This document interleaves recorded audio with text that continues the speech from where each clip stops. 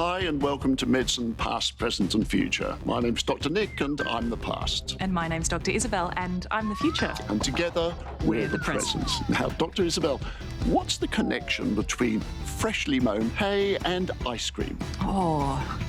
Maybe the hay is fed to the cows who produce the milk that we then make the ice cream out of. Now, I like your lateral thinking, but no. They can both cause problems with the sinuses. Now, we'll come back to ice cream later, but with spring just around the corner, it's almost hay fever season. So, Dr. Isabelle, what is hay fever? So, hay fever is the common term given to something known as allergic rhinitis. Now, that's when the eyes and the nose come in contact with things like pollen, grass seeds, and for some people, pet fur and dust mites. Now, if you're one of the 20% of Australians who suffer from hay fever, hey presto, itching, sneezing, and all-around misery.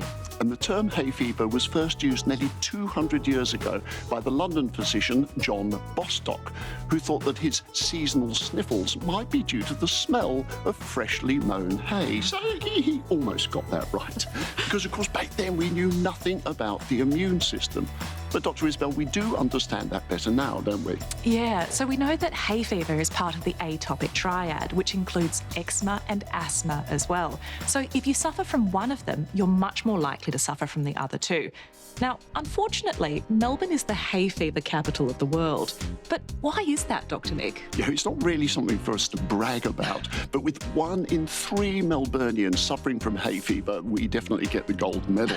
Now, why? Well, in simple terms, it's because our temperate climate means it's great for things like ryegrasses to grow like crazy, and then our famous 4 seasons in one day climate leads to high levels of pollen release. Whereas places like the Atlantic coast of France, Spain and Portugal, that sea breeze blows inland, it blows the pollen away, much lower rates of hay fever.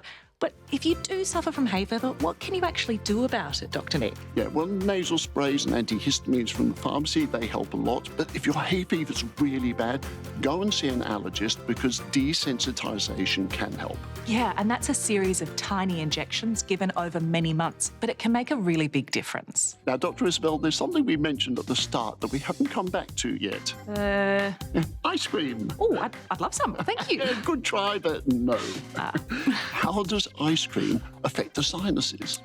You're talking about an ice cream headache where that cold substance hits the roof of the mouth.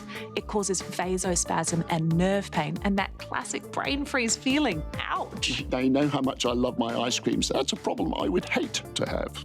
Luckily, the remedy for it is just to slow down, enjoy your ice cream and don't inhale it like a Labrador. Well, that's a program I can get with. Savour the ice cream and in the spirit of relaxation, stop and smell the roses. Although if you've got hay fever, maybe skip the roses.